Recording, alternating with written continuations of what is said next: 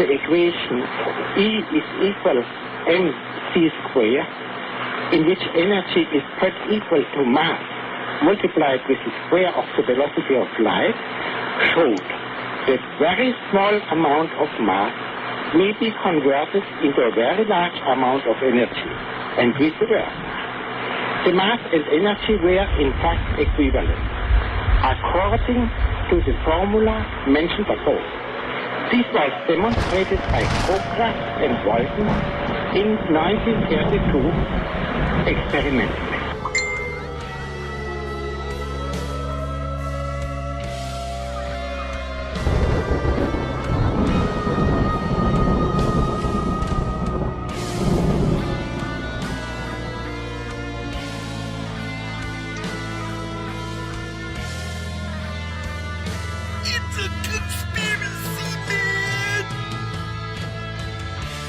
You've got it right here.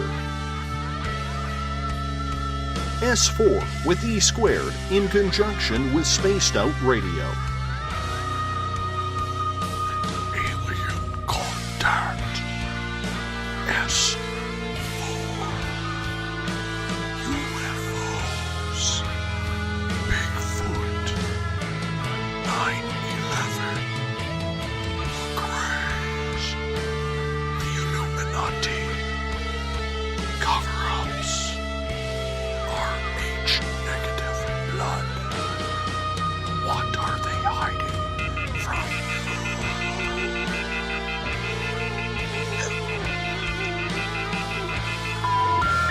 Sorry, your call cannot be completed as dialed. Now, the men behind the mics, Forest Moon Paranormal's Eric Cooper and the SOR Spacewire's Eric Marco. You can find more at spacedoutradio.com.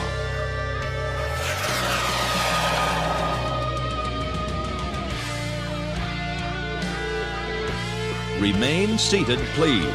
Permanecer sentados, por favor. Now, let's travel into the universe. It's S4 with E squared.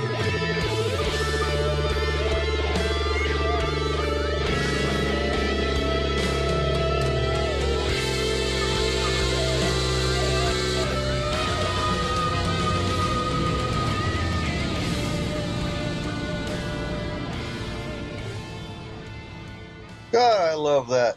I just love our intro, and I know a whole lot of other people do too. Yeah, I love it. Dave. We got Dave in here now too.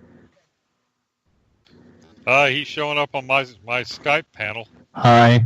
Hi, Dave. There Hi. you are. All right. How's your beard? My beard is good. I'm tugging on it right now just for you. Perfect. All righty. So here we are, S4 E squared, for our second episode under the Spaced Out Radio banner. Outstanding. So how's everyone doing tonight? They're doing all right. All right. I am good. Thank you for having me on with you guys. Oh, it's always a pleasure, Dave. Always a pleasure. And I don't get news, but from what I have gathered on Facebook news, it has been a quiet day for the anniversary of 9/11 of this country.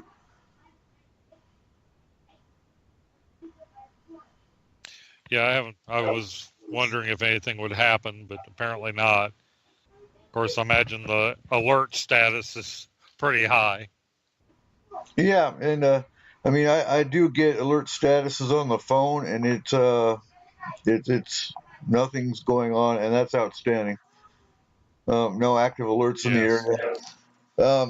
Ironically enough, we've had three going from not getting called out for the last 3 years. We've had 3 search and rescue call outs in a week, and well, two of them were standbys. Then we had a call out actually Tuesday, in which I raised heck because of the fact that my team has not been called out in 3 years.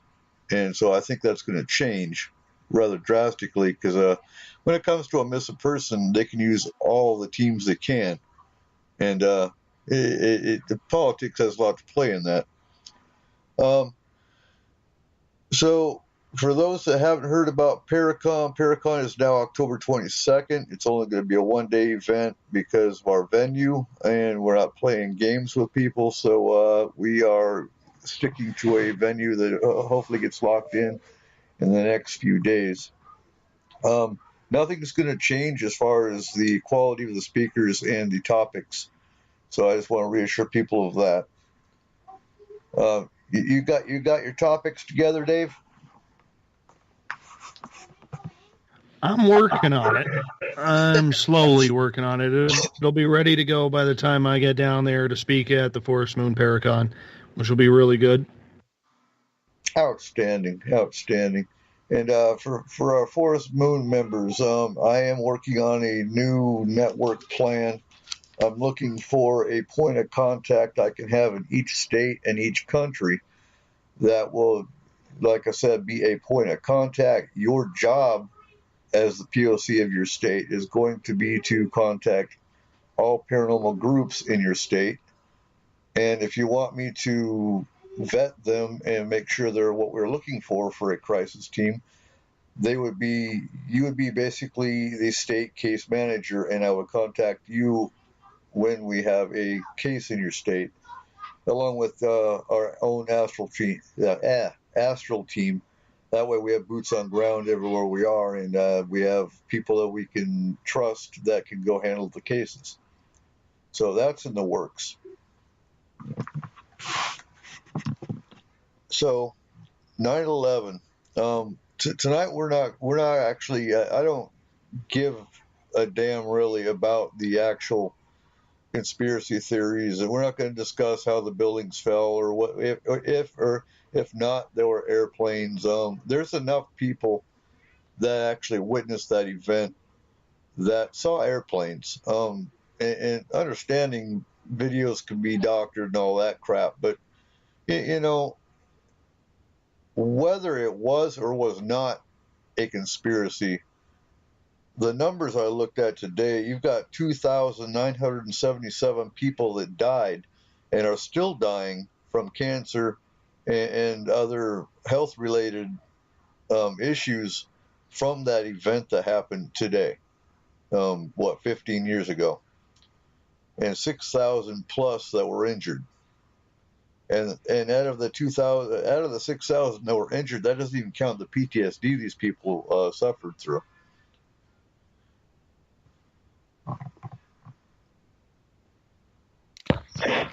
Well, I don't think I mean, there's some things you can fake, but two buildings collapsing and all that ash. I'm not on board with the people who think it was all faked. I mean, there's just no way. And No. I've actually heard people stand flat-footed on the ground and say it was a demolition and that it was all like Hollywood smoke and mirrors. And I'm sorry. I'm willing to believe our government is somewhat evil at times, but I don't think they could carry that off, to be honest. Here's my thoughts on it, and they're irrelevant. It was an event that happened 15 years ago, and here's where I stand. No, it's not a conspiracy. It is a very corrupt government that I do believe knew it was going to happen and let it happen. That's where I would stand now, and that shows but you're looking at going back to last week's show with Bohemian Grove. You're looking at people that go through Bohemian Grove and all the crap they do there. I mean, so these are some very dark, evil people. So would they allow 2,000, almost 3,000 people to die? I have no doubt they would. Right. So when it comes down to it, we're going to talk facts. These are facts that I know for a fact because I was active duty military at the time. And, yeah. Now, why would a government allow this to happen? That's what you got to ask. And I know you've seen the pictures. The Bushes were friends with the Bin Ladens. And what's funny about that, and it's not funny, but you've seen the pictures, and the day it happened, all flights were grounded. And the only flight that went out was the bin Laden family going back to Saudi Arabia. That was convenient. Isn't it? What are your thoughts, Dave? I know you're sitting there listening.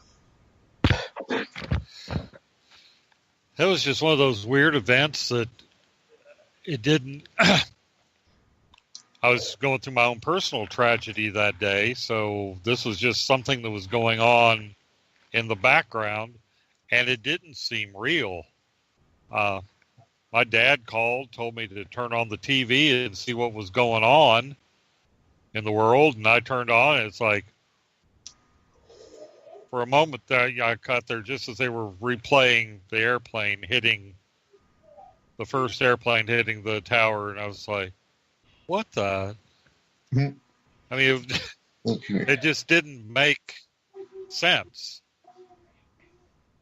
It was really, I don't know. It was one of those really weird, surreal moments that didn't seem to have any reality to it till somewhat after the fact. When the aftermath started coming in, they're showing the dust clouds, the people, the wreckage. Then it lost some of the video game disaster movie connotation that it had with me. Then it was more real. But the day it happened, like I said, I had my own thing going on, and it was something that was going on in the background. Exactly. Now, I was in Germany, and it's very surreal because we were setting up. I was actually an NCO on a detail setting up tents for an expert field medical badge competition that was about to go on, and we got all these tents set up. We were about to, do the fine tuning of it and whatnot, and it was about, I want to say 3:30 German time, which is 9 hours ahead, I think. I don't know. I haven't been in Germany in years, but all of a sudden, here comes the senior NCO in charge of the whole thing, saying, "We got a formation. Something's going on. Everyone, get over here now." And it was just the tone of his voice that, really. And we got in formation, and of course, initial reports, we were told the White House was hit. We were told the Pentagon was hit. They really didn't know what was going on because you're talking AFN News Network or AFN TV in Germany. We were told everyone's got to report back to their company ASAP. We're going on straight lockdown. As soon as it happened, our tanks were rolling through Kitzingen. They blocked off every city street. The Germans were panicked because they didn't know what the hell was going on. But we locked down the town of Kitzingen, Germany. And I know every base in Germany probably did the same thing. And so we were in our company probably till about 3-4 in the morning, finding out details, finding out what we were supposed to do. They locked our base down. Now, here's where I find ironic, in that just hours after the towers got hit, there were explosions going off in Afghanistan.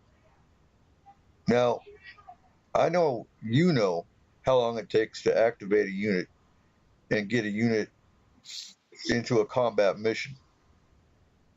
It takes a lot longer than, say, 6 hours, which really raises it raises red flags for me, in that we already have people planted in Afghanistan. That's before the Afghanistan war started. So we have pre-planted military in Afghanistan because we know it's going to happen. That's where the red flags come in for me.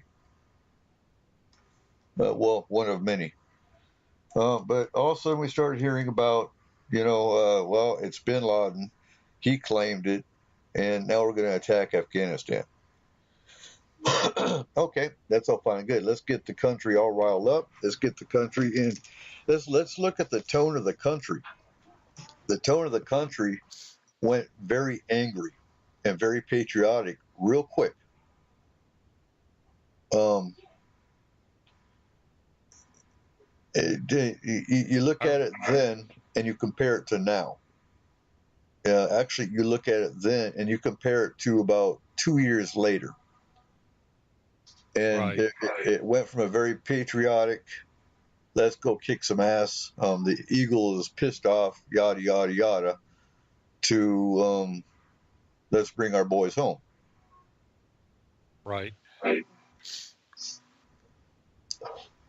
I think what has always been strange to me is this whole Gulf War thing. Okay, World War II, we knew we were in a war. World War I, I mean, the home front was involved with every war.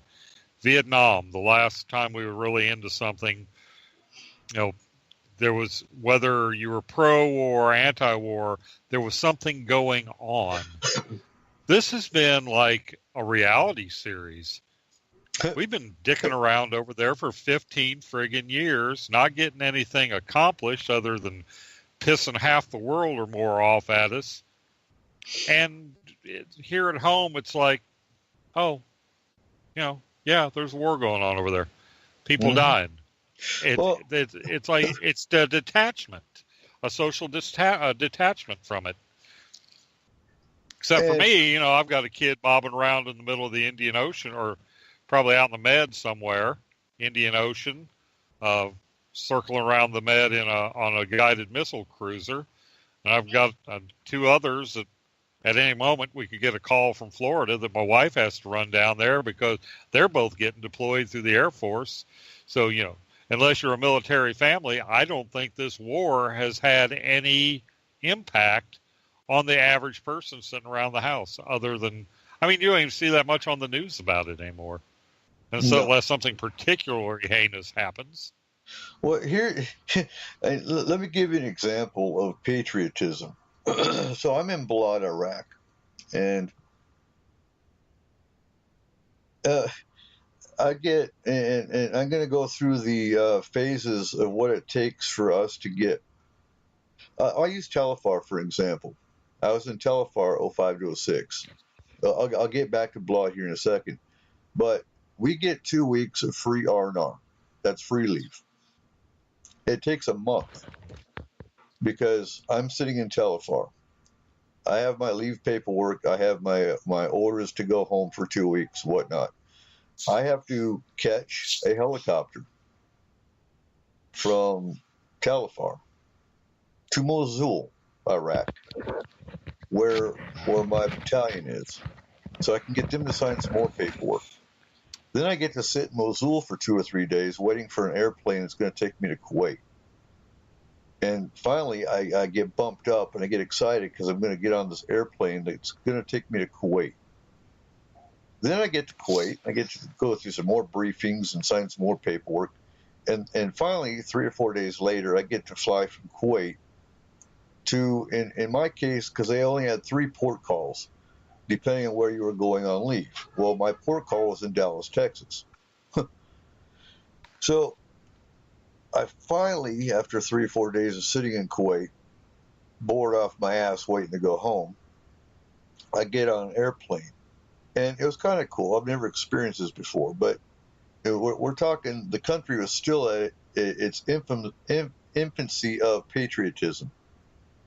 And so we land in Dallas, and fire trucks meet us, and they give us the hero's welcome with the water going over the airplane and whatnot. And we finally get out of the airplane and walk into the terminal, and you've got hundreds. I mean, I guess Texas is probably the most patriotic, I think, of most of the states. But I get off the airplane, and I've got people saying, "Do you smoke?" And I've got like every brand of cigarette thrust into my face. And I'm like, well, okay, cool. I'll take advantage of it, I guess. Whatever. And Beats being spit on. well, yeah. Oh, no, hands down. I mean, I feel for our Vietnam veterans, hands down. But okay, so I've got 20 lighters thrust at me to light my cigarette, and then I have about 30 cell phones handed to me. You want to call your family and let them know you landed safely? And I mean, that's probably the most, I guess, patriotic I've ever seen the country. and then I finally landed in Seattle, and I've still got people even in Seattle going, "Oh, wow, you coming back from Iraq?" I'm like, yeah, but I'm going back in 2 weeks. But yeah, and so then going back, it takes another, the exact same opposite of what I just went through. I fly from Seattle to Dallas, fly from Dallas to Kuwait, wait for an airplane. And it literally, a 2-week leave takes a month. And let's see, Donna wants to know, do we believe our government knew it was going to be so bad? Yeah, I do. Because I think that was the part of the whole plan.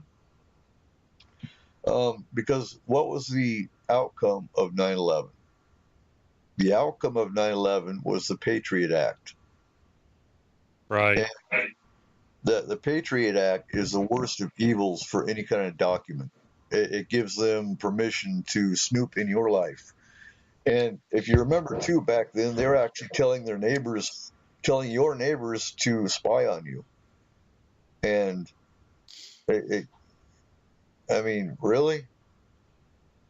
And Well, it sounds like German Gestapo tactics and Russian KGB. I mean, that's like a playbook right out of two of the most oppressive, well, what we're told are two of the most oppressive regimes ever. I was watching this happen, and I was like, my God, this is just like a page out of a World War II history book. Exactly. Now I'm gonna backtrack here for a second, because so after 9/11, we went into straight lockdown for about 6 months. They set up tents. They set up. We went through EOD training where we had to inspect vehicles with mirrors and whatnot. And any vehicle coming onto our base was stopped. Had to go through a checkpoint. I was pulled actually before I even got put on that, because I was sergeant of the guard for our base, gate guard. But then, so my daughter caught a school bus from Kitzigan to her school in Würzburg. Now they're scared for our kids that their kids are going to be attacked, while they're on their way to school. So I was actually riding our DOD kids' school buses with 4 battle rattle and a loaded M16. And I did that for about 2 weeks. And they actually did have a couple scares where they thought they saw an Arab following the school bus around. Well, come to find out, it was just a mom trying to get her kid to the same school we were going to, And so there you go. Any Arab must be a terrorist. And that's kind of where that whole thought process started, was 9/11.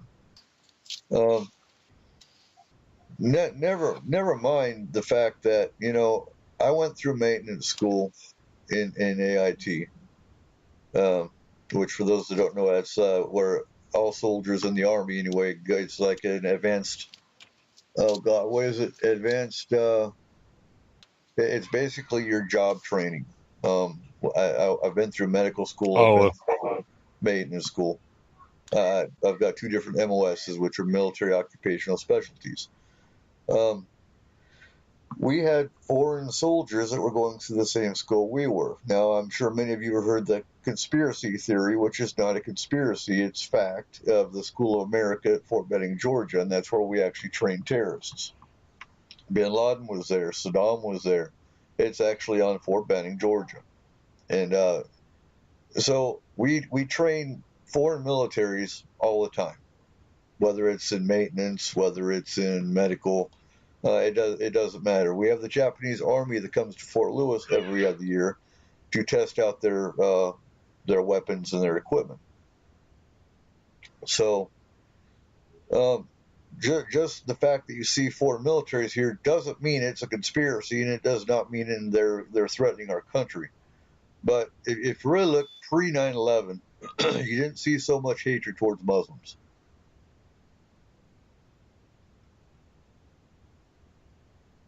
You still with me? Yeah. I was thinking that because, well, even it depends on the city you're in, because I started working, I was a travel tech for a while. You do so many 13-week contracts at different hospitals around the country. And on 9/11, about, it would have been 2010, 2008-ish, somewhere in there. I was starting my first day at the Washington Hospital Center in D.C. And of course, they were mentioning, and 9/11 was still, fairly fresh in our consciousness at the time. They were spending a little bit of extra time that day talking about security and everything. But once you get inside, got past the orientation, that lab was like a microcosm of the world. We had Somalis, you had Muslims, you had pagans, you had Christians. Yeah. There were probably at least 9 to 10 different cultures working in that lab. And the only two that didn't get along were the Somali girl and the one from Eritrea, because at that very time, or Ethiopia, there was a lot of crap going on. The UN had sent Ethiopian troops into Somalia, and these two kind of butted heads over that. But as far as, one of my best friends was Anwar Khan, devout Muslim. That's how we got to being friends. I was teamed up with him during Ramadan because he had no set time he can eat. He's on a fast, right. So I did not mind working around that because, I understood, this guy hasn't had anything to eat all day. As soon as the sun goes down, man, he's wanting to jump in the break room and eat something. So, and my being understanding and then asking a few other questions regarding whether he went by the traditional when is sundown or by the scientific when is sundown, which was a debate going on at the time in that community. One thing led to another. Anwar and I became pretty tight friends while I was there. Mm-hmm. You're not, I don't know if that would happen today. I think it's gotten so much worse since then. Because of some of the, like out in California where those people had a baby shower thrown for them, and then they went and killed the people through the shower for them. I don't know. Yeah, I would have to agree. Now, going to Somalia real quick. When we got our orders for Somalia, it was supposed to be originally in '93. It was going to be a humanitarian aid mission. We were an ambulance company, a combat ambulance, never mind. But we were on orders to go actually help provide aid, and so the Marines did their beach landing. Of course, CNN had their lights on the beach, and oh look, here they come, and we shot the lights out and all that crap. I'm not going to go into a whole lot of Somalia just because, it bothers me talking about. That's where my PTSD stems from. But I actually, in Desert Storm and for Somalia, I actually had to swear and raise my right hand to go because of the fact that I'm a sole survivor. I'm an only child. And actually in Desert Storm, which it wasn't Desert Storm when I went, we'll backtrack real quick again, because in 91, I was in the 11th Armored Cavalry. And we went basically after Desert Shield, Desert Storm, June of 91, and like 2 weeks after they signed the ceasefire, they activated our Cav regiment to go take over. Everybody else went home. We were there simply to keep Saddam from coming back. And we also did a whole lot of top secret stuff that I don't even know what they did, because I was a medic for the headquarters, so I stayed and did routine medical stuff. But the medics that went out with the tanks were sworn to secrecy, and I don't know what they did. They went into Iraq at that point in time, and that was in '91. Donna, hit refresh. Well, yeah, somebody tell Donna to hit refresh. And I just did. Okay, because I know from my end we're doing fine. But I know our tanks, and I heard my buddies told me they would go across the desert and they'd see little flags in the sand. Oh, that's a minefield. So they'd, oh my God, stop, and they would actually have to backtrack. And for anyone that's not familiar with an M113, that is basically a steel box on tracks, and that's what we use for ambulances. And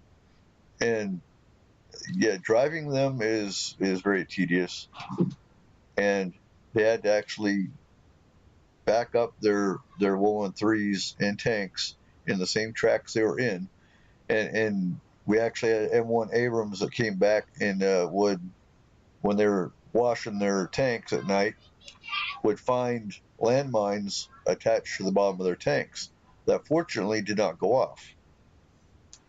And yeah, so anyway, that was Operation Positive Force is what I was in there.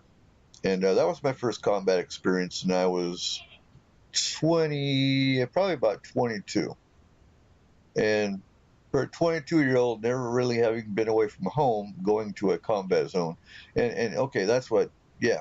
I actually had to raise my right hand and swear on the flag, or basically swear in that I wanted to go. Because I was an only child, and they weren't going to take me. And I was like, you ain't going without me. My buddies are going, I'm going. There's no way in hell. So I went, and same thing in Somalia. They weren't going to take me, and I was like, no, my best friends are going to Somalia. I'm going too. You can suck it up. And so we land in Mogadishu, and we're pulled into formation and said, look, our mission's changed. Bullets are flying. We're having sniper attacks, RPGs, grenades. Matter of fact, driving to the university where we were going to be staying, there was a Kevlar sitting in the middle of the road. And my buddy's driving along. We're driving. We see this Kevlar sitting in the middle of the road. He's like, I should hit it. I'm like, no. Take a look around. There's a bunch of kids, and they're all watching this Kevlar. If a kid saw a Kevlar in the middle of the road, he'd be running out to grab it. Don't hit that. Right. And you know, fortunately, no one and everybody in our convoy went around it, and the explosive underneath it blew up that night. But that was our first taste of Somalia. Not to mention the Somali kids. You hear the word slingshot in America, you think of, you know, two sticks with a rubber band. The kids in Somalia use a slingshot, and it's just like David and Goliath. It's basically a piece of cloth that they swing over their heads and release the rock, and they're dead accurate because they hit a couple of our guys in the back of a moving 5-ton. So, yeah. Now, the thing with Somalia, it was basically a gang war. Aidid was one of the leaders. Yep. And to get his people on his side, he dropped all kinds of leaflets that the Americans were there to steal all the fish out of the Indian Ocean. That was one of them. Yeah. And I'll admit, I did go fishing, but it wasn't to steal all the fish out of the ocean. And, yeah. But well, one of the things that gets you there is so many of the coastal people, that's what they did for, that they were griping because they saw the big factory ships from Japan, some of the other, these big factory ships coming through and sucking up a lot of the fish. So he was cagey. Aidid was cagey to say, we're there to steal the fish, because that was already a hot button issue with the people. Mm-hmm. And face it, there's some low information people, because they're eating dirt for the most part, because they're not going to Walmart and buying a cheap sandwich. They're either starving or they're eating crap that would kill us. And they're not trying to keep up with current events other than what's the street chatter. So yeah, that was pretty smart of him to tie us into that. Well, and that's the thing. That's the other topic I wanted to bring up, is the fact that none of your terrorists, none of your, they're not stupid. You sit and you think of an insurgent. You'll put on suicide, but you put on vest. You walk into a building, you blow yourself up. No, it ain't like that. They're not stupid. Think of guerrilla warfare. They're very smart in what they do, and we'll get to that with Iraq here shortly. Because what I'm about to talk about tonight, I shocked a lot of Americans when I was home at R&R telling them some of the stuff that was going on, and the news ain't gonna tell you nothing, because the news is government controlled, and they're gonna tell you what you want to hear, or what the government wants you to hear. But touching on Somalia real quick, basically what was going on in some regards is a drug called khat. And I know you and I have talked about this off the air on SOAR, just between you, me, and Dave. And so a lot of our listeners haven't actually heard any of this. But khat is basically a tree stick. It looks like a branch. So you've got all these Somali people, and they're smiling and waving, and they're friendly until about noon. And about noon, you start seeing the khat dealers with this big bundle of sticks. You see someone here with a big bundle of sticks, you're thinking firewood. Over there, it's a drug. It's a very adrenaline pumping drug, and it makes them crazy. And so after about 12, here, the same people that were smiling and waving at you are shooting at you. And we're talking, I've seen Thompson machine guns. I've seen, I went out with EOD once, and it's the only time I've ever had an ambulance stuck, and I was trying to go over a sand dune to make sure there were no kids in the area before the EOD blew up their weapon stash. And we're 5 miles away, and we've still got RPGs and bombs and whatnot that are flying over our heads from the blast. And so, yeah. And it's funny how many people back then, you say Somalia, and they're like, "Where's that at? Are you serious?" So we've got UN berets on, because about a week before we left, and we were there from January to May of '93. We were the first wave in. Black Hawk Down happened in about October. I bought that movie, and it took me about a year to actually sit down and watch it, and I was in tears watching it. If you want to see how Somalia was, watch Black Hawk Down. And I think my favorite actor in that movie, or my favorite character in that movie, is the Delta Force guy, and his speech at the very end of the movie hit me hard, because that's exactly how most of us feel, is that we don't do it for our damn government. We do it for the soldier next to us. And that's dead accurate. That's dead accurate for most soldiers, is they don't give two shits about the government telling us to go. And I have a hard time in that I went to Iraq for what? It really wasn't, and it wasn't at all to keep the peace back here. Because honestly, if Saddam was still alive and running his country, you wouldn't see as many terrorists coming here. And I firmly believe that. No. There's a reason that brutal dictators are the rule of thumb over there. It takes a brute. I don't want to sound racist, but I'm sorry. There's just not. It seems like they're not on the same wavelength as the rest of the planet. Maybe not as psychologically mature. You've been there. Maybe you know. It just seems like there's. I mean, we do. If you're an American, for example, and you open up and there's an editorial cartoon about Jesus, you don't go out and shoot up a building. No, And not I at see these. I see that that's a culture that reacts stronger to external stimuli than others. Let's take this from a different perspective, though. If you might see a different reaction if you say you saw a Middle Easterner drawing a picture of Jesus, because who was drawing the picture of Muhammad or of Allah? It was the Western society. It's the Western. They don't particularly hate. They hate Western civilization because what do we have and what do we flaunt? Yeah, and like I've explained before, as a pagan, they found it amazing that there's an American over there that wasn't a Christian, because they think everybody here is a Christian. They think everybody here is rich. They think everybody here is.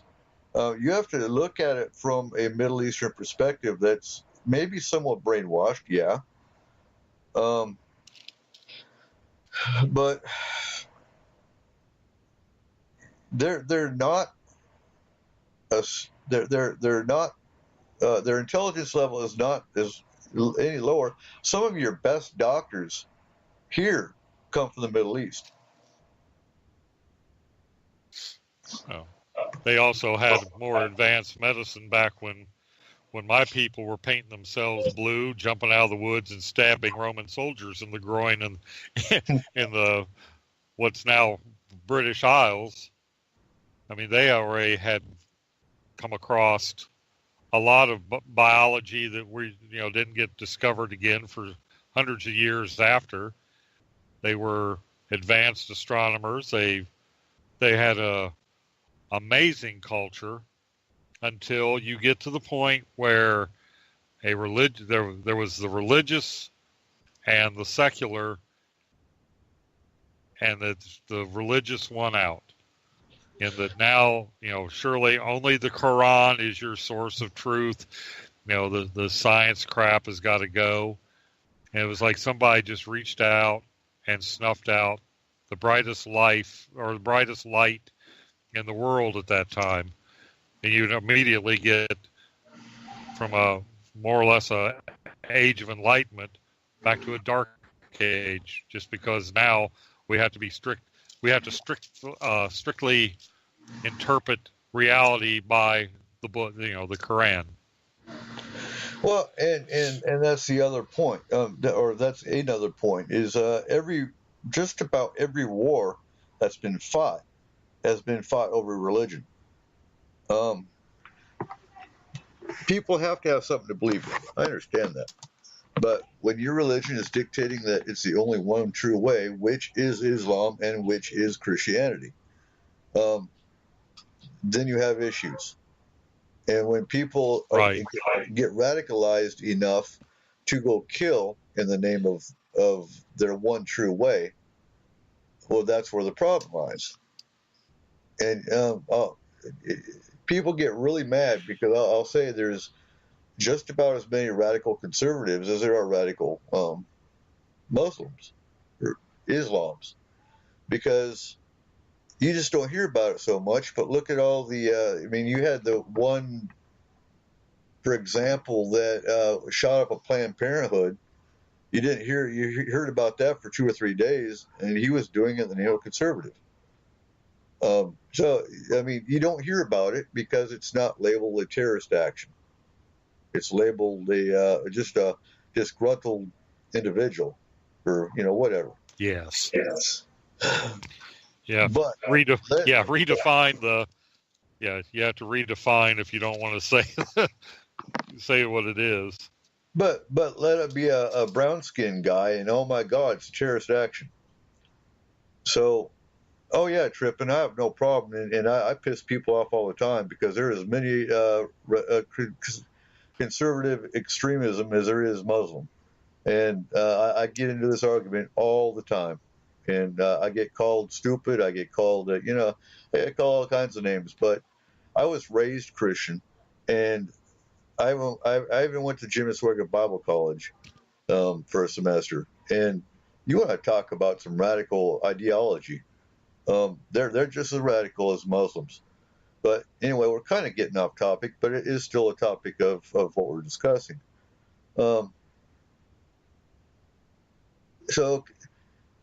we'll get off Somalia now. The reason I bring up Somalia is because looking at bin Laden, if you want to blame bin Laden for it, I think he was fueled to take charge of this, possibly by the Bushes, which is why his family was flown out the day it happened.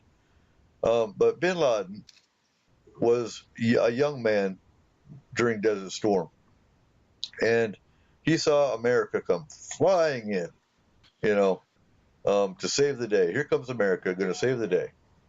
Word on Saddam lookalikes, I believe they were probably all killed, tripping, to be honest with you.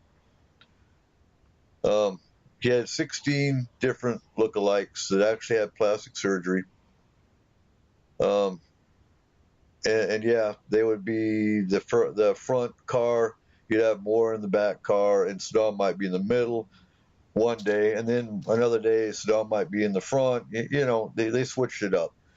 And the thing about Saddam, and I know I'm getting sidetracked, but that's okay, because we might go till 10 just because we got off to a late start.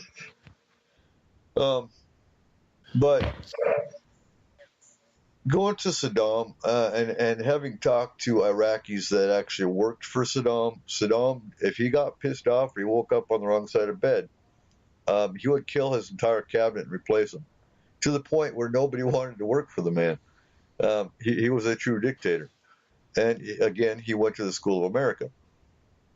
I actually talked to one Iraqi that was in blood, because they come in $1 a day, and they would be set for the entire month.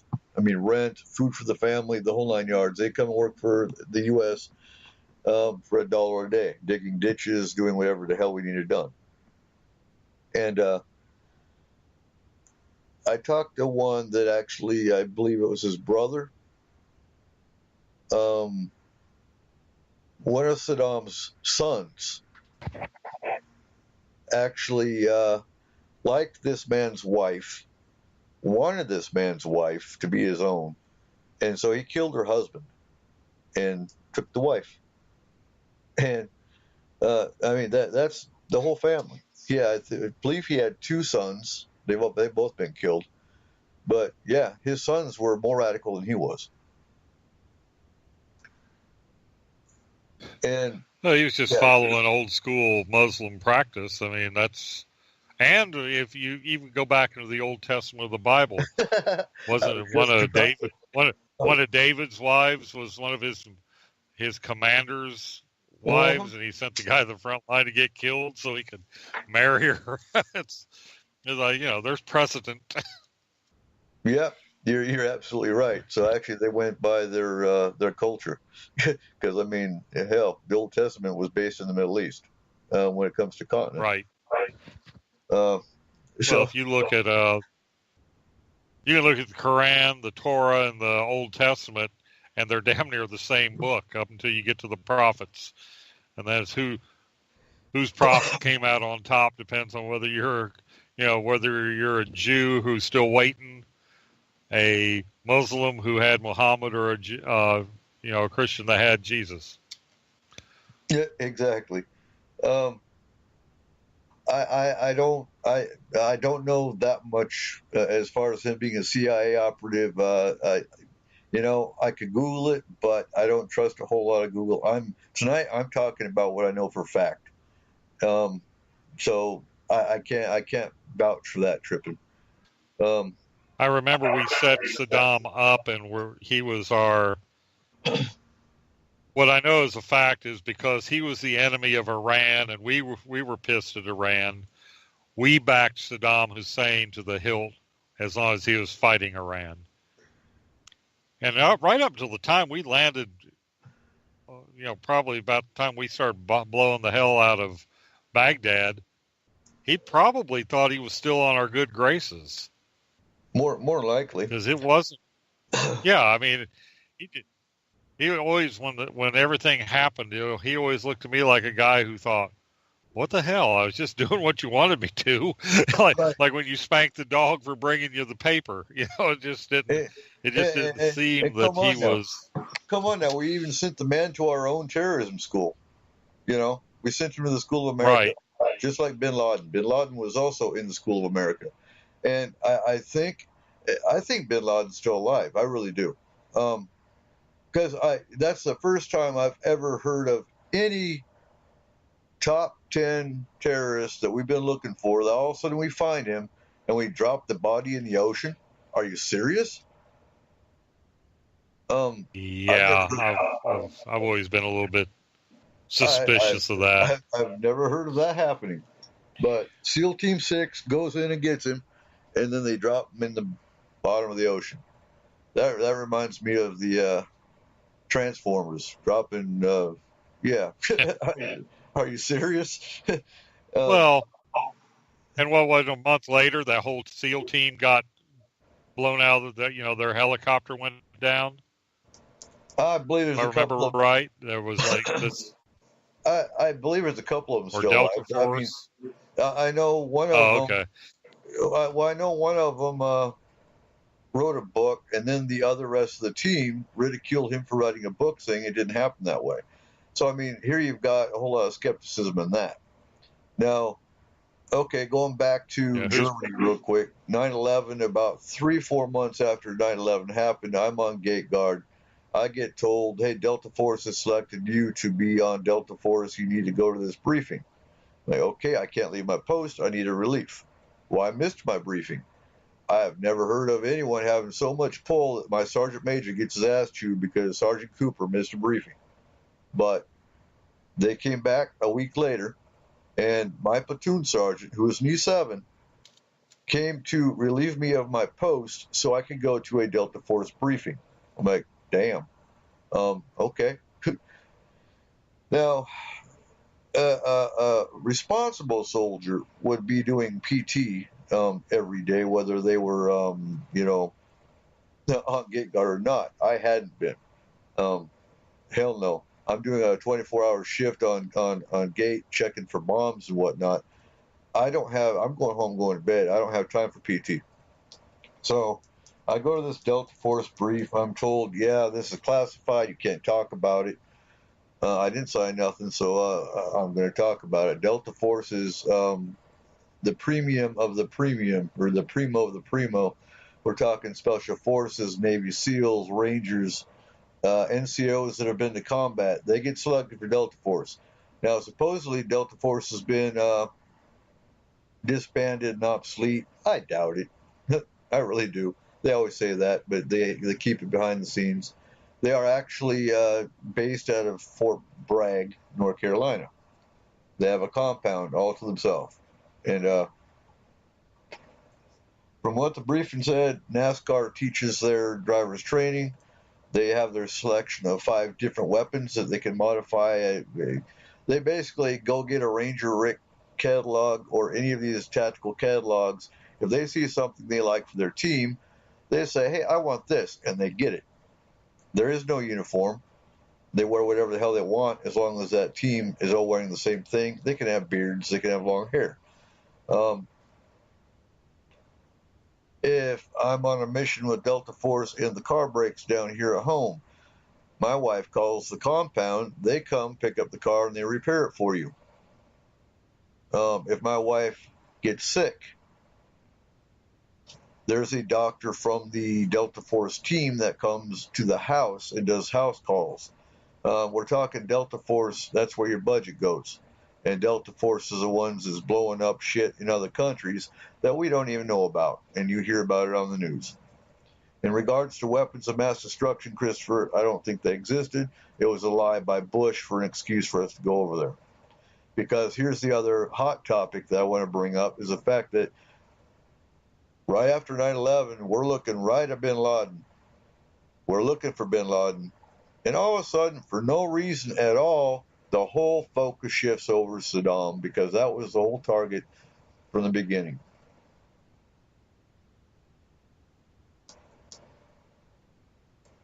Well, there was also that You still there, Markham? British report. I can barely hear you. Oops, forgot.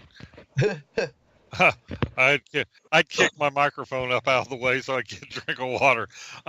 There was the British, Tony Blair. He pretty much went down in flames over the weapons of mass destruction claim. Seems to me there was a British journalist or undersecretary or something like that. They found him dead under very suspicious circumstances because he told a different narrative about the weapons of mass destruction. I think Saddam had some in that category, and he used, he gassed his own people. I don't think he had enough to. I think he had a few squirreled away here and there, just as what a dictator would want to have as bragging rights to the other dictators. Yeah, I've got sarin gas or whatever, but I don't think he had near what we were led to believe in any way whatsoever. Oh, and we're going to discuss Cheney and Rumsfeld tripping. Believe me, I despise that son of a bitch. Cheney owns Halliburton, who is the biggest defense contractor or logistical contractor of the military, but Halliburton. Now, Halliburton. Yeah. Now, Halliburton owns the supply companies that the military buys from. So to give you an example, in Telfar, that's why soldiers love deploying, because one, the chow halls are huge. We're talking everything from a hot sandwich bar to a dessert bar to you name it, it's in the chow hall. Now, I can go into the chow hall and get an apple and a drink, and Halliburton gets $13. I go get a full meal, Halliburton gets $13. I go in and get a glass of water, Halliburton gets $13. And you want to talk about making billions of logistical, and that all went to Cheney. Cheney was making probably trillions, actually, off war. War makes money. Yep, always has. Well, that's why you look back, FDR wanted. I've always believed that FDR knew that we were going to have, that the Japanese were going to bomb Pearl Harbor. I don't think he knew it was going to be as bad as it was. But if you look at the logistics of around that point, most of what we had in port was our older stuff. The newer stuff was out there in the Pacific doing maneuvers. Mm-hmm. But in order to pull the country out of the Depression, hey, let's go to war. That, we'll be putting everybody to work. And, it works for up to about 10 years after. Because after the war, we had the 50s, which was one of the most prosperous eras in modern history. Of course, you can't sustain that, but it was a nice little kicker while it lasted. Well, let's go to like my wife says, war and booze. Anyway, it's not. No, it's not. I'm giving you an example. It's not just because of the chow. I fully understand that. That's one of the perks. Completely agree.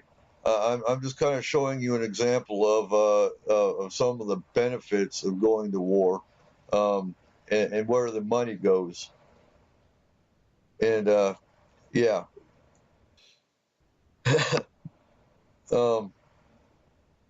So talking Bin Laden. Meanwhile, our troops they're living in tents. Yeah. Oh God.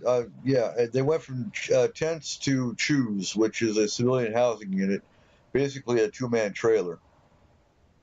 Or in some cases, if you're infantry, you're living in a blown up building in town. And no, Spear. I just wanted to make sure that was aware. Yeah, soldiers don't want to deploy because of just because of chow halls. But Oh yeah. But they you have it a lot. You look back at the soldiers before other generations who were lucky to have a tent to eat in, and yeah, the chow halls, when the modern military, the chow hall situation's a little bit better than that. Oh, a whole lot. They're And like so much of it's now, it's government contracted. I mean, do they even have mess specialists and army cooks anymore? a lot of it's gone to contractors. There are still army cooks, but a lot of it's gone to Okay. contractors. Oh no, Spirit, keep them in there because if I'm missing something, by all means, bring it up. And just for if you have a question, like on Spaced Out Radio, make sure it's in caps so I catch it because I'm not always looking at the chat screen here. But Bin Laden, okay, so he was a young man during the Storm Time era, and he saw the CIA giving Iraq weapons. And then comes Somalia, where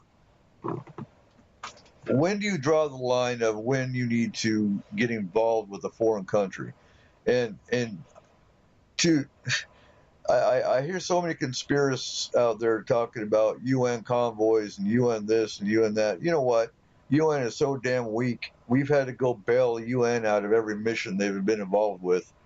Desert Storm, Kuwait being one of them, Somalia being another, Yes. Bosnia being another. I was on standby to go to Bosnia, as a matter of fact. But I had a cool motor sergeant. He's like, "Hey, Specialist Cooper, I was a specialist back then, and our Apache unit was going to Kosovo."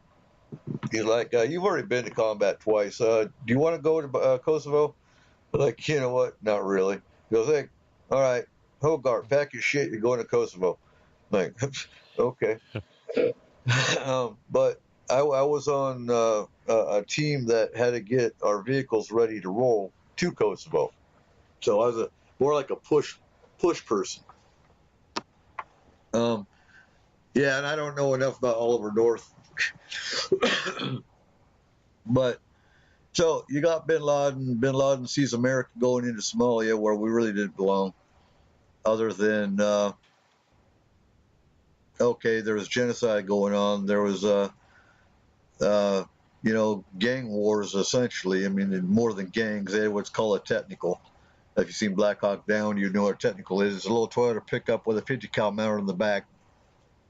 And so they were basically blowing up their own people.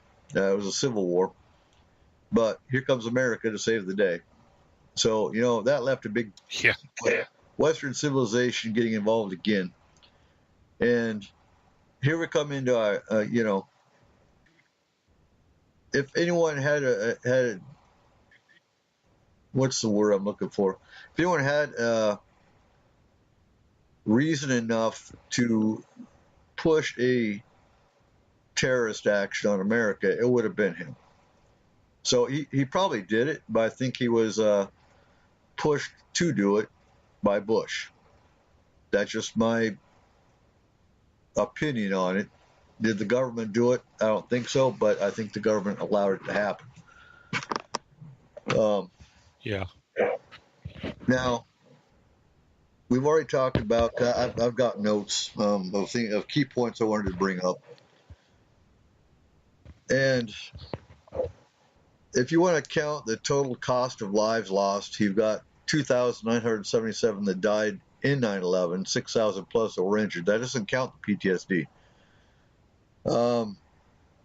Between that and the other long-term health. Yeah.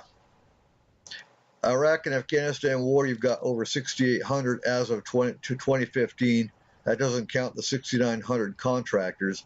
That doesn't count our allied soldiers that have died. The UK, Australia, Canada, all the other militaries that have been involved, it doesn't even count their deaths. We're just talking U.S. deaths alone. So if you want to add all of them up and tie them in with 9/11, that's a lot of death. Yeah. As of 2014, 15 years worth. Yeah. Oh, hands down. And that doesn't count. For those that don't know, we lose 22 veterans in active duty a day to suicide. Actually, I believe it's 22 veterans a day with 2 additional active duty. And that's a day to suicide. That's, one's too many. But you're dealing with a government that really doesn't give a damn, because all the military is a number. Right. And the more of them die before they can retire, the lower your tab is going to be. I mean, that's cynical as hell, but, the way they're treated the way veterans are treated after they've served, compared to, say, an illegal alien or even a prisoner in the average privately contracted prison. I mean, damn. Right. I think veterans, and I'm not a retired veteran. I did one and done because I was a total F up. But, the ones that spent their lives, their 20 or 30 years in, they shouldn't want for anything, and there should be no such thing as a homeless vet. Oh, not at all. And, for those that don't know, Forest Moon Paranormal's headquarters group is Forest Moon Grove, which we deal with pagans in the military. And it's funny how we get looked at, because we did run a homeless closet for a while, and we actually went to veteran stand-down days and gave out clothes, sleeping bags, that kind of thing. And one of the stand-downs was in the only church in my whole county that takes care of the homeless. And they glared at us because we're a pagan organization. It's like, really? You've got, what, over 100 churches in this whole county, and there's one church that handles the homeless. And you're going to glare at us because we're pagan. How hypocritical can you be?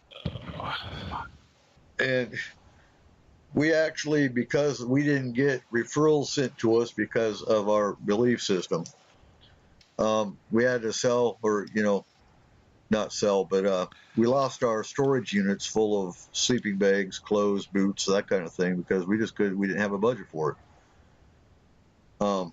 But we still do handle, for those that know soldiers that are pagan, that are in the military, having issues, let me know, because we work with the Military Religious Freedom Foundation when it comes to discrimination cases. And I could write a book on the way I was treated in Iraq, being a pagan and leading pagan groups in Iraq. And we were actually treated better by Muslims for being pagan than our own soldiers that were Christian. But we're not going to get into religion because that's not the topic tonight. Just an example. So in 2004, we got, actually 2003, towards the end, we got our orders to go to Balad. And are you still there, Markham? All right. I might have to recall him back in. I can hear your mic. I can hear you shuffling around. Say something.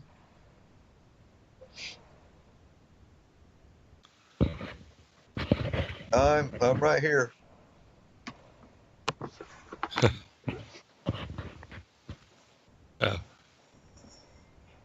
Sounds like we're having our usual broadcasting Skype issue. You got to have There one you a go. night, or you're not working out through Okay, Skype. I got you. You're back. Can you hear me?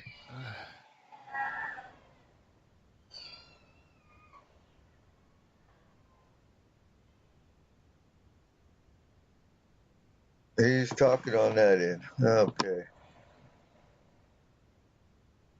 Okay, I hear you now. Okay. Yeah, we're having the normal Oh, I issues did. here. Hey, Mary's here. Good deal. Okay, so in you Oh, know, technology, it's wonderful till it's not. it is. Well, I'm in the mountains, so my internet is it's here, but it does. Okay, so we're back up. So in 2003, we got orders to go to Iraq. Now I'm in a signal unit from Fort Lewis at this point in time, and basically we have tactical satellite and we run telephones, and it's all in the back of Humvees. They're the metal boxes. We're talking a few million per unit, and our mission was to set up tactical satellite and phones across the battlefield. We actually set up the biggest signal network in U.S. history in Iraq when we got there, because we were the first signal unit into the country.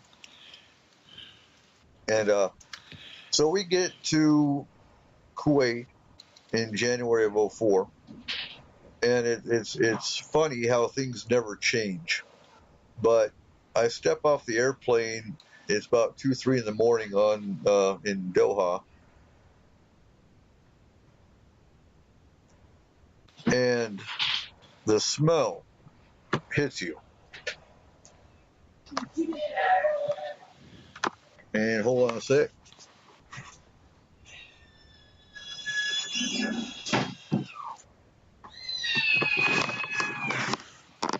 It's our kids' bedtime. Anyway, I can't hit the tweet buffer. No, I don't know how to do that. And are you still here, Markham?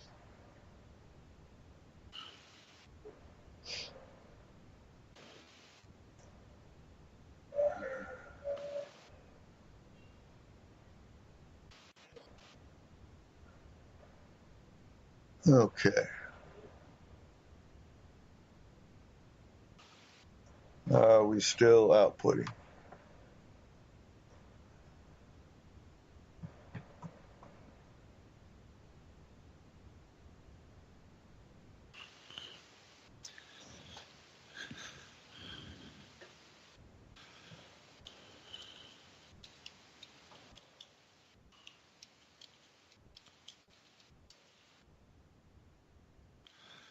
You there?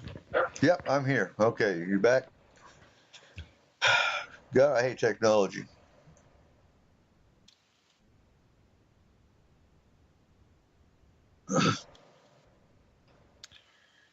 All right. So we get into Kuwait, and like I said, yeah, the smell just never leaves.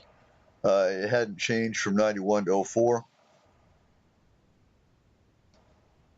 All right.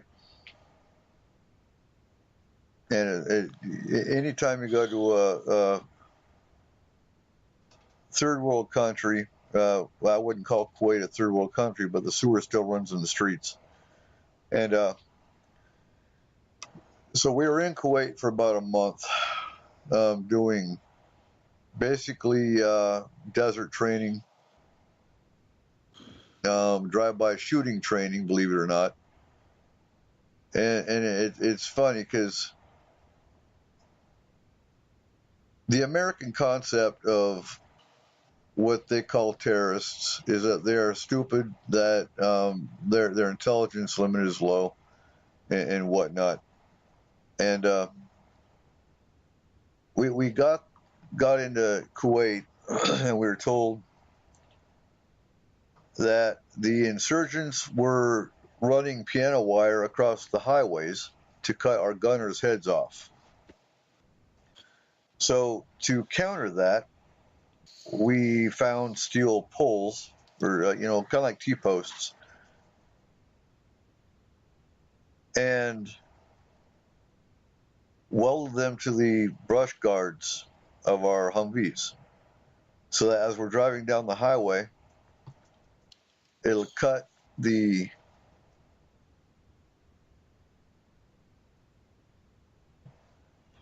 Okay, that's probably Skype, Markham. Damn it. But yeah, that Yeah, I figure. there we go. But yeah, so we had to modify our trucks to counter what the insurgents were doing, and I'm sure many of the Americans out here have heard about IEDs that were in pop cans, IEDs that were in dead animals. IEDs are actually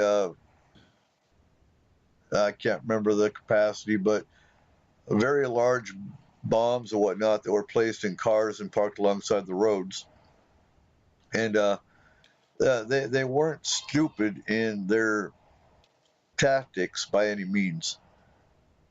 And when we got there, we in 04 there was no up armored vehicles. Yeah, that's why I figured. Up armored vehicles didn't come out until about 05. 04 we used plywood and rubber mats. Oh, and sandbags on the floorboards. That was our up armor. And about 05 is when they started putting in up armored vehicles. So we did our training for a month. We did the shoot and move training, shooting while you're walking training, drive-by shooting training, all taught by Delta Force and Special Forces retired folks. And after about a month of training, our whole battalion convoyed in 3 days from Kuwait, Doha, Kuwait, into Balad, Iraq. Now, looking at it from the perspective of an Iraqi, we occupied their country. Now, we were on Balad, which was an Air Force base for Saddam. Actually, you saw more of that in, you saw kids with grenades more in Somalia, Shar. You still had that.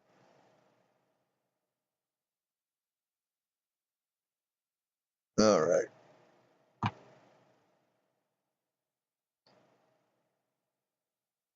Hold on a sec. I'm trying to bring Markham back in.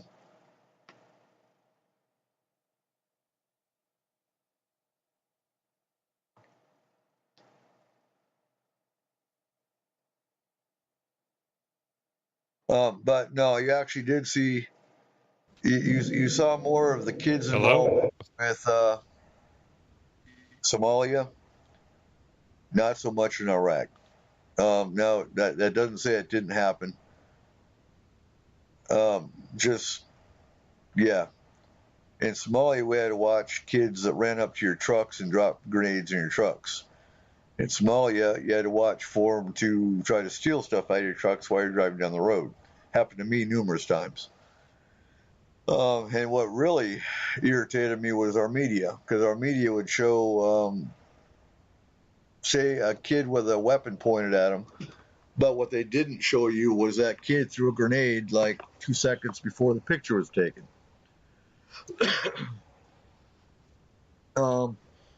Same in Iraq. I remember a big case or a big situation where they showed what looked like an unarmed Iraqi getting killed, but what they again didn't show you is that Iraqi shooting soldiers with a machine gun seconds before it.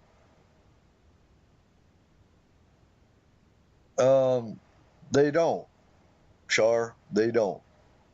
Because how can they train you for that? Are you just going to shoot a random kid that's running up to get a soccer ball from you? No. What you can do is point your weapon at the kid and say, back off, or Sikal Mahayal, which in Somalia means get away. And if they don't respond, then take that chance and shoot. Because you also don't want to be the one that didn't shoot and have them have a grenade. So, you know, it's basically a conscience call. It's basically a common sense call.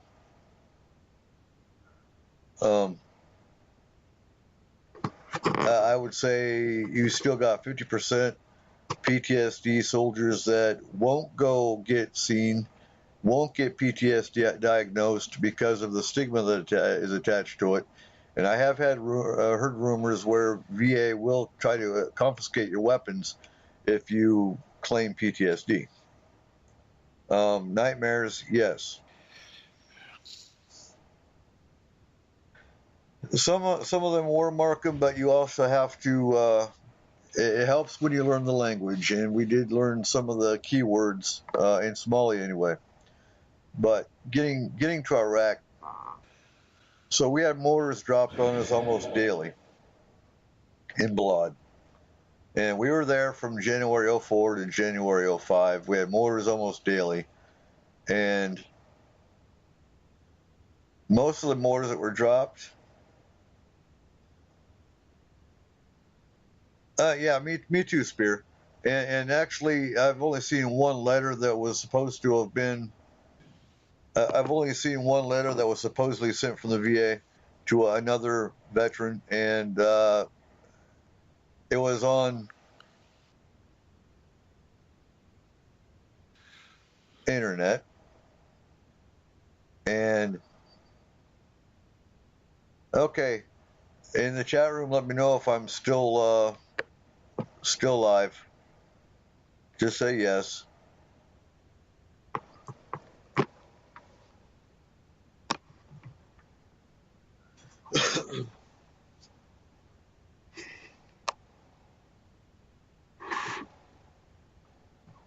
So are we still broadcasting? All right. So in Balad, Iraq, I would say about 50% of the mortars that were dropped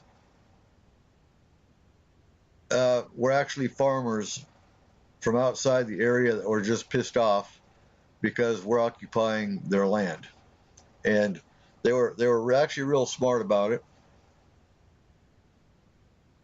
They would actually take their mortar tube, drop ice in it, drop the mortar, and go home. They'd be drinking a beer by the time the mortar went off and hit our base, because basically the ice would melt, the mortar would drop, and boom. So it was really hard to capture the ones that were setting the mortars. But they actually nicknamed our base Mortar Alley, which was LSA, Logistical Support Area Anaconda. You could actually Google that on a map too. But yeah, no, okay. Talking about PTSD, yeah, I'm on S-Lexa or S-Citalopram and Buspirone. Those are the two I take. I was on bupropion, but I don't have depression so much, so I stopped taking that one. It gets really irritating because we got back from Iraq in January of 05, and we went back to Iraq November of 05 to October of 06. Now, this is the second combat mission for that particular battalion. That particular battalion, prior to that, had never been to combat other than in World War II. No, I have a dog. I don't need a dog. That's fine. My medication helps. I live in the mountains on a farm. That's therapeutic enough. And that's in that was in response to Shar saying get a dog. I did actually try to get a PTSD dog back in 07, 08. I was denied because my ex had bipolar disorder, and yeah, that's why she's an ex. God damn it. But we won't even get into that one. That's yeah, I won't even bring up that story. But getting back to Balad, and well, our battalion is getting ready for its third mission,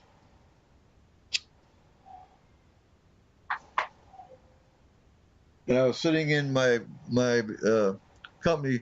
I was a safety NCO as well as maintenance, and as well as the medic. And so, yeah, I'm looking at the chat room here. Anyway, so I was sitting in my commander's office talking to him, and he saw me as a liability going back to combat for a 5th tour. And so he sent me to the Warrior Transition Battalion because I was close to retirement. He wanted to just send me out and retire, and he actually got himself out of the battalion as well because he was an infantry officer that switched over to signal and didn't like signal, so he wanted to get out of the battalion to go back to infantry. Probably the smartest move he made. He was a really very good commander. But in between tours, so a lot of times you get deployed, and all of a sudden you get picked up as an NCO for either drill sergeant school or recruiting school. Well, I would suck as a recruiter, and I had to go see a psychiatrist to get labeled for to get passed for recruiting. And I actually told that psychiatrist, I'm not going. I'm deploying again. My soldiers need me there, and you're not going to send me to recruiting school. My job is not to bring kids into the Army. My job is to bring them home from war.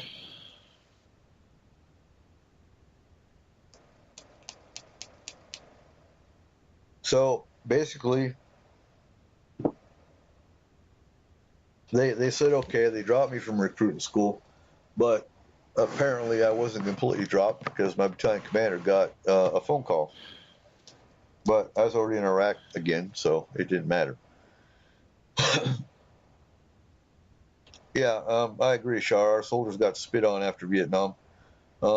And I believe part of the patriotism and part of the treatment they gave us today was because so many felt bad about the way our soldiers were treated in Vietnam. But and for those that have just joined us in the last 15, 20 minutes, yeah, after the show, go back and listen from the beginning. You'll catch up on everything. But, in Blood, we have a lot of female soldiers that got raped in Iraq by one, our own soldiers, two by Iraqis. And there's actually a condition, it's not PTSD, it's MS. What is it? MST, military sexual trauma. And it was so bad in Blood in 0405 that they actually sent a special team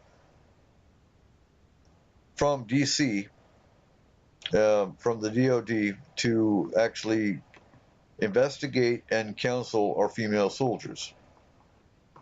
And I find it disgusting as hell. I'm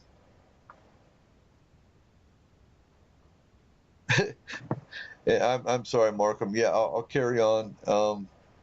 We'll try to get Skype fixed so that we can get a better. I don't know. I think Skype's a hit and miss because the first hour or so was great. But in Blood, about mid-tour is when actually they found capsules in our breakfast burritos. And I went down to eating 2 to 3 meals a day to eating 1 meal a day. And I pretty much stuck to only cheeseburgers so I could actually see what was in my food. I know that much you don't hear about in the news. There's a lot you don't hear about in the news because they keep a lot hush-hush. And in 05-06, when I was in Telefar, I remember it is probably when my disgust for the country got the worst. They never did disclose what was in it, John. They didn't. I'd never heard whether any soldiers got sick. I never heard of whether any soldiers died from it. We were told not to eat by the locals because their food's not tested. I did have some chicken, and I did actually go to a. We made friends with, and like I said, I ran a pagan group in Iraq called Desert Moon Grove, and in Telfar, we met every night. When I initially started pagan groups, it was to meet once a week, have coffee. No, because we had John, and I'm answering his question about medicating us without a consent.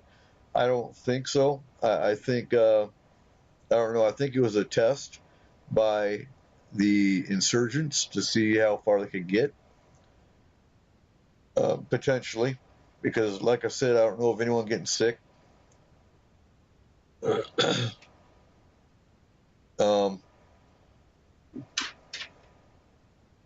I'm thinking. But like I said, that's the point in time where I went to one meal a day, and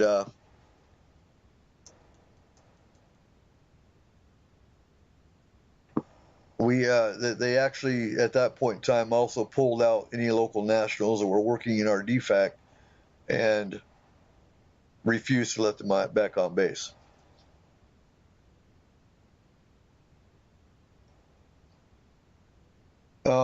The other point I want to bring up is rules of engagement. Rules of engagement changed. Really, they did a polar opposite. In 0405, you found when we were doing missions, convoys, whatever, if you encountered an Iraqi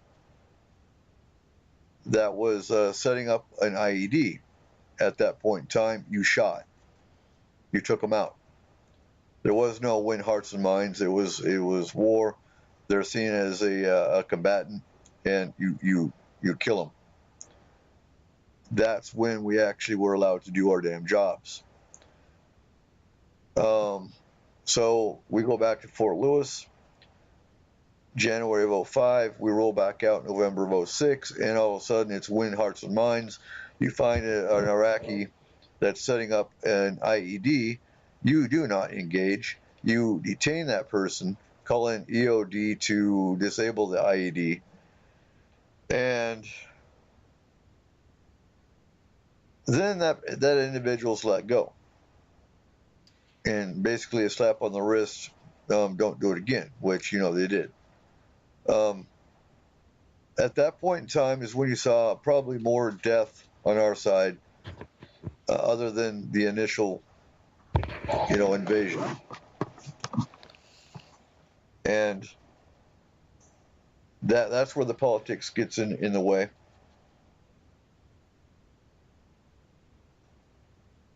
And, winning hearts and minds when you're in the military is not the way to win a war.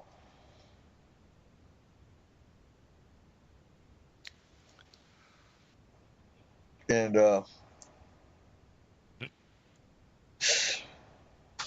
so 06 in Telfar, I guess prior to 05, 06,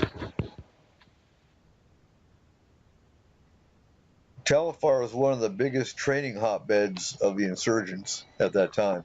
Now Telfar, just so you can get a kind of a geographical picture, was at the corner of Syria, because we could actually see the lights of Syria at night, and Turkey. And like I said, we had great friends that were Turkish special forces that were very curious about what pagans were. They were excited that there were actually someone besides Christians, and because but being special forces, they kind of knew that anyway. But the Middle East concept of an American is we are all Christian. We are all rich, and even you'll find even a lot of Americans that think soldiers got to be rich because we got real fancy cars, we get paid real well. Yeah, you know how much a soldier gets paid on a 24-hour? We always had a joke, made a quarter for this hour. And yeah, they did try to fix that in that as a mechanic in the Army. My civilian counterparts make about, I don't know, $10 more than you do. And they try to fix that, but I know it didn't, because they don't factor in the fact that we're fixing vehicles in combat. I remember one detail I was on in Balad. We had to actually escort the Porta-John shit trucks because the insurgents were actually attacking the shit trucks. We're talking tankers that pump out Porta-Johns. And so our mission was to escort them off the base so that they could pump out their trucks into the city sewer system. And I remember the day before I was going on R&R, and it's bad juju to be put on a mission, leaving the FOB, leaving the base, the day before you're going to go home in R&R. And so I was really high senses, I guess you could say. And they got done pumping out. And we sat there and waited for the other convoy truck to start rolling. And we sat there and we waited. And we waited. And we waited. Well, I told my driver, let's roll up there and see what's going on. Well, they couldn't start their truck. Their starter went out. And about that time, we heard some gunfire off in the distance. Like, oh, this ain't cool. Not the day before I'm going home. Come on now. And I didn't have a tow bar because, well, this was a non-maintenance mission. So I grabbed me a ratchet strap, and that's the first time I ever used a ratchet strap for a tow strap in a pinch. And I told the soldiers in the other truck, we're rolling, we're not stopping, get ready to go. And we haul ass through the next town over. We got back to the gate, and we went straight to the maintenance shop. And yep, interesting times. Interesting times I know civilians never get to hear about.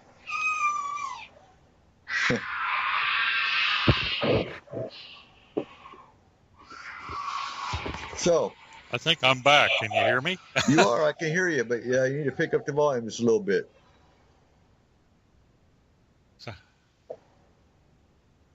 Speak right into the mic.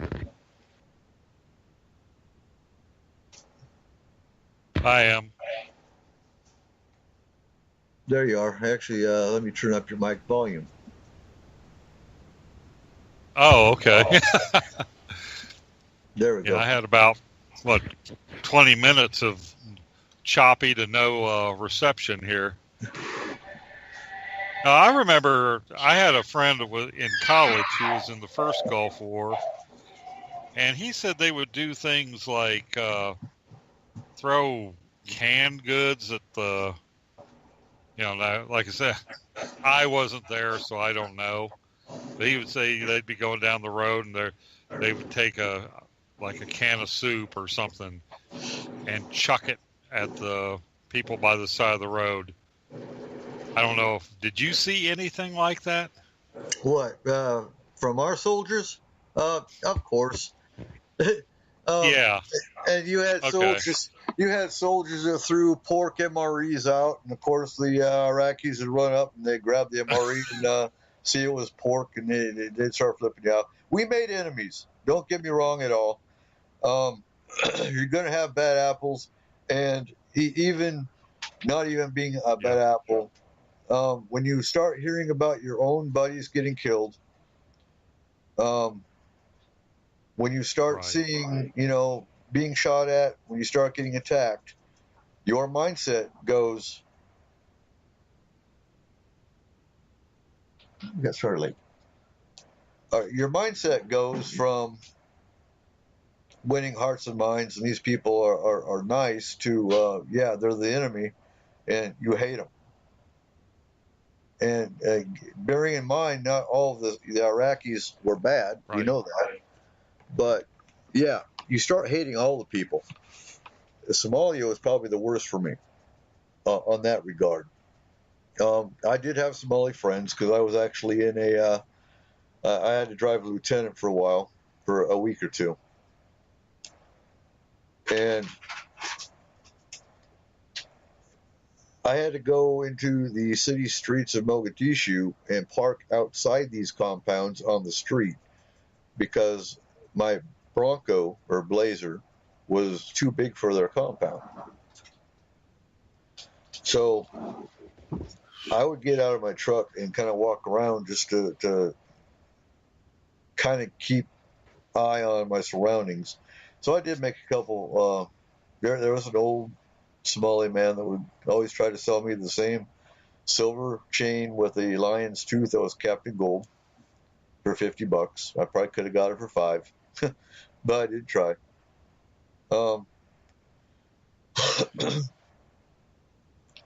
But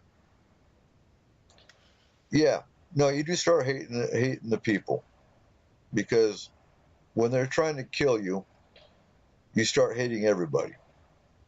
That's just a fact. I mean, and that's a fact with anything. Right. Were there race issues?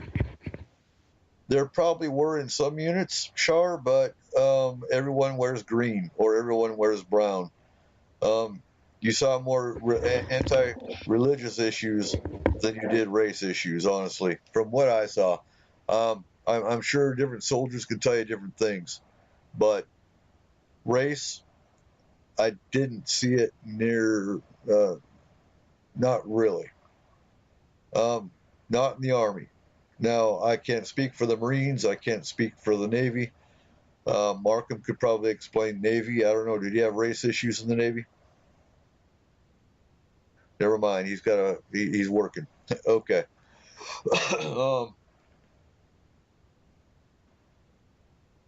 Let's see. I was Army from 89 to 2010.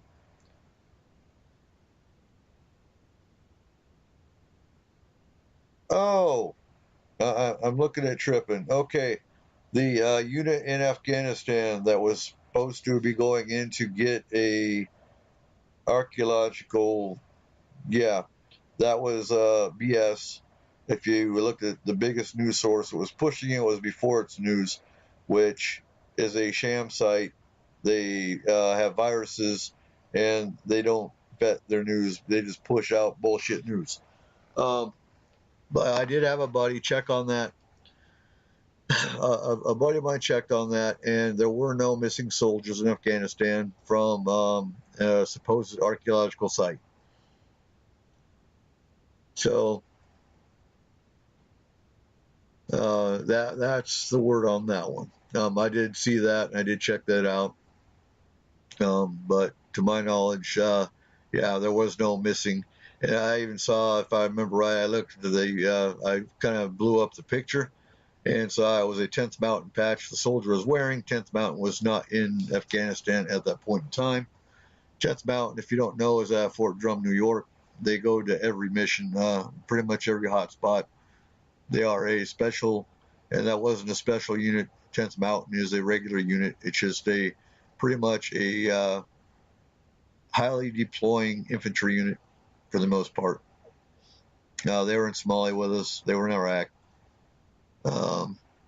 They go everywhere. You back yet, Markham?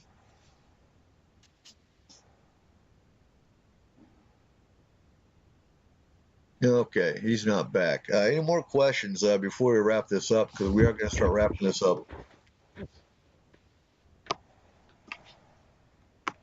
Let's see. We talked about the rules of engagement mindset changing within a few months. We talked about the attitude of America going from highly patriotic to let's bring our boys home.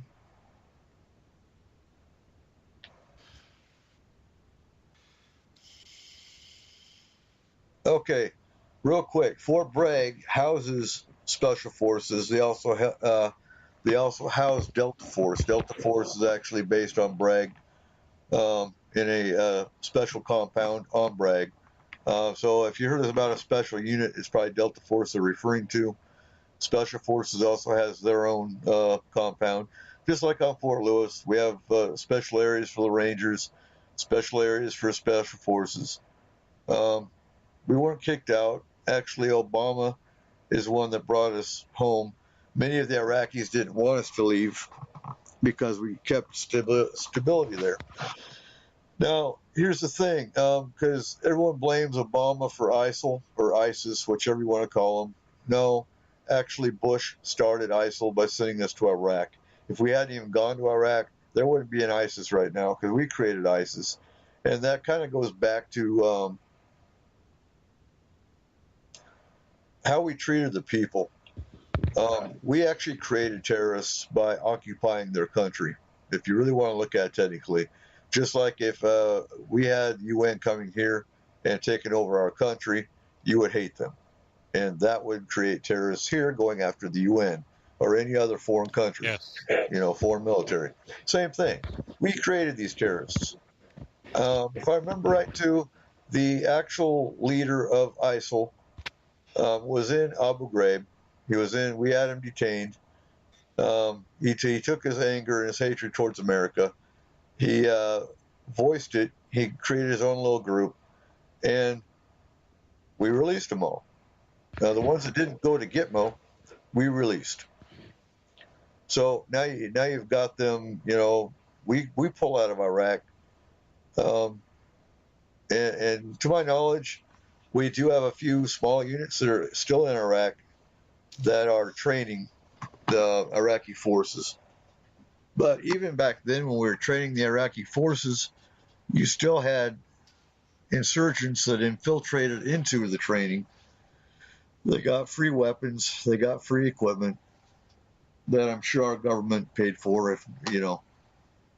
and then they disappeared. They knew what we were doing.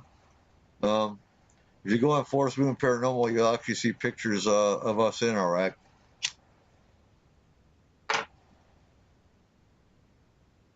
I'll say this, full moons are awesome over there. And it does snow in Iraq. And there are actually John Deere tractors in Iraq. They still do farming in Iraq, just like they did in the biblical days with irrigation ditches, because being in a desert, they have their own irrigation system. Very old school, but very accurate.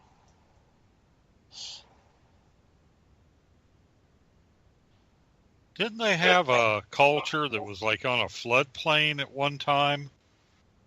There was a part of it seems to me there was a people in Iraq.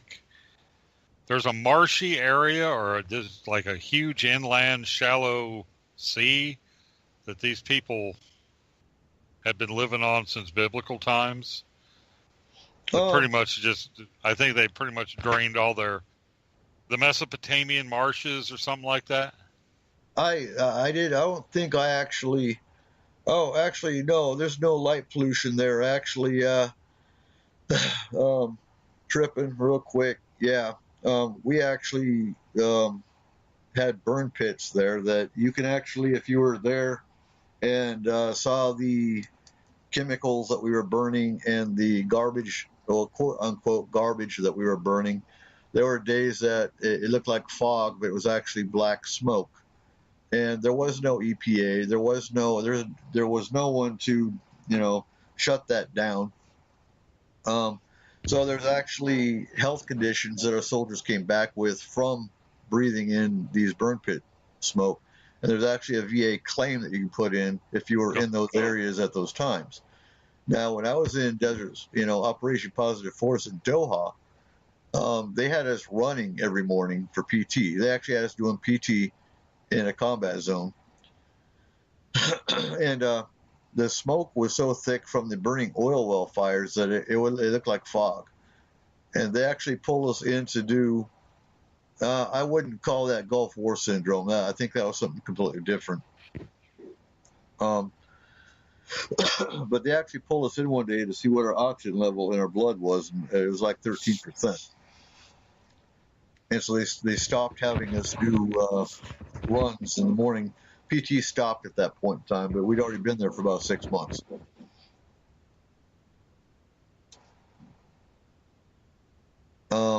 There was a point. Did they try doing carbon monoxides on you guys?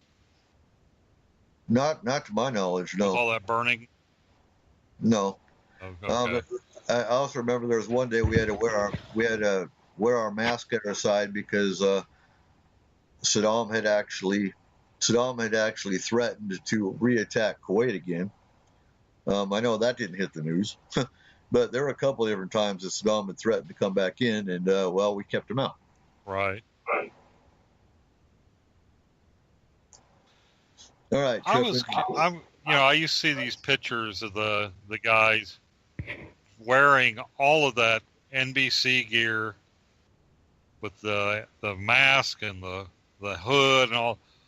How long can you wear one of those before the heat just knocks you out? I mean, I've seen those charcoal suits. We had a couple.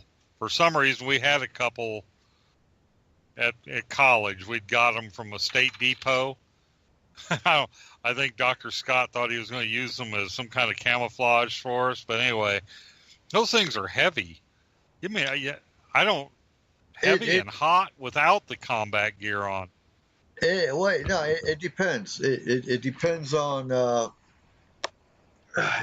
which model you have. The new ones they've got, actually, you don't even use the hood for the mask anymore, because the chemical suit has a hood on it.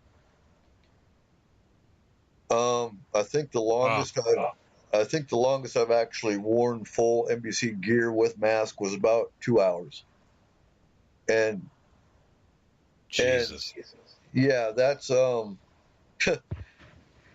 we actually did PT in the morning in Germany with full NBC gear on and ran in them. And it actually kept you warm, because in Germany, it's 30 degrees, 20 degrees, whatever. It was actually comfortable, other than when your mask started slipping. But yeah. Now, I wouldn't want to be wearing an NBC suit in the Middle East, because it's hot enough wearing your uniform. Plus, it's hot enough just wearing your regular uniform at 120, 130 degrees outside with your vest on with your plates. That's where it starts getting hot. And I think I failed to mention, they gave us these bulletproof plates that are porcelain, they're bulletproof, believe it or not, porcelain. But in 04-05, we had these plates. In 05-06, they actually got all panicky, and they pulled our plates, because our plates apparently were defective, and they didn't tell us that until, good thing we didn't get shot, because it wouldn't have stopped the bullet. And they gave us new plates. Yeah. We're like, really? How are these any better? So, yeah. A lot of things Americans don't know about, and the government's behind it all, to me. I love camel packs. I wish I still had mine. I still have a lot of military gear, but I didn't keep my Camelback. Would be great in search and rescue. I've got a couple of civilian models of those. They're handy. And it sucks, because I used to have my best buddy ran supply, and I was, being a mechanic with a medical secondary MOS, I was put in charge of ordering all medical supplies for our signal unit, because if you don't have a medic, you have what's called a combat lifesaver, which is funny, because EMTs in the civilian sector cannot stick IVs, but our non-EMT combat lifesavers were IV certified, and that was actually a lifesaver for soldiers in Iraq, because all you need, if you can get an IV stuck, then that's everything. Stop the bleeding, get an IV in, and that saved lives. And of course, tourniquets. And Right. it's funny how much the civilian side learns from the military medical. Everything changes based on military medics. And It really does. As far back as the Civil War. Exactly. And I mean, Or the Crimean, for that. I'm trying to get my EMT certification back for search and rescue, but it's almost a bitch to get into the course because they just keep on sidetracking me. But in all reality, as a combat medic, you are the same skill level as a civilian paramedic, plus, because we're trained in terrorist tactics, we're trained in NBC medical, we're trained in when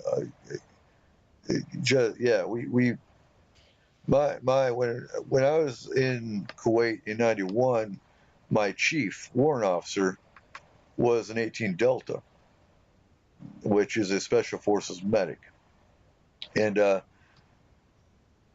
he's the one who trained us above and beyond. We were actually sticking IVs with night vision goggles on, and things like that. He taught us SF medical stuff, and very cool guy. But it's funny because I'm trying to get paramedic certification, which is a pain on the civilian side, even though I was a paramedic in the military.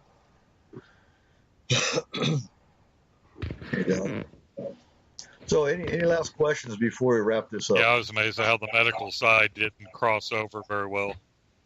No, it doesn't, because even as a combat medic, it's hard to even be,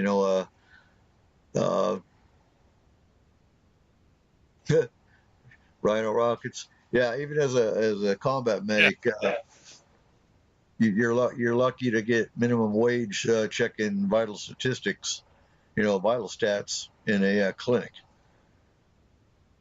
Maybe things have changed. Right. Like a nurse assistant or whatever. Right, and our nurses are 91 Charlies, unless that's when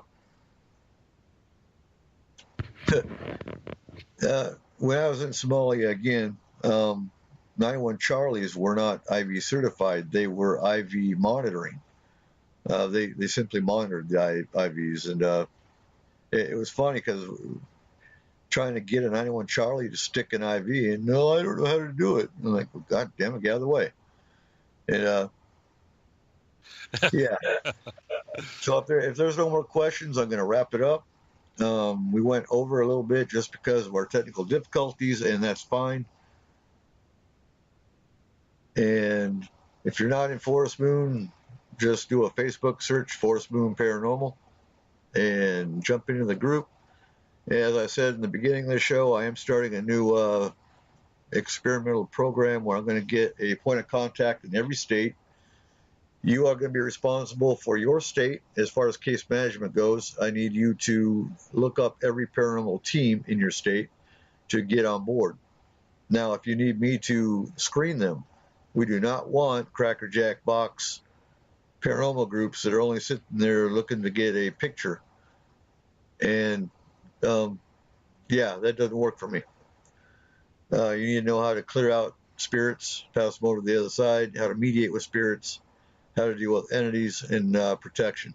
Those are my key points that every group needs to know if they're a part of our team.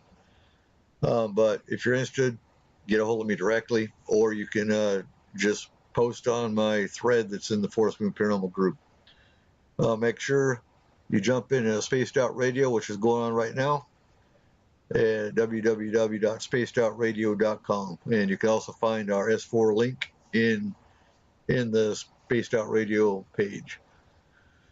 All right, here comes the music.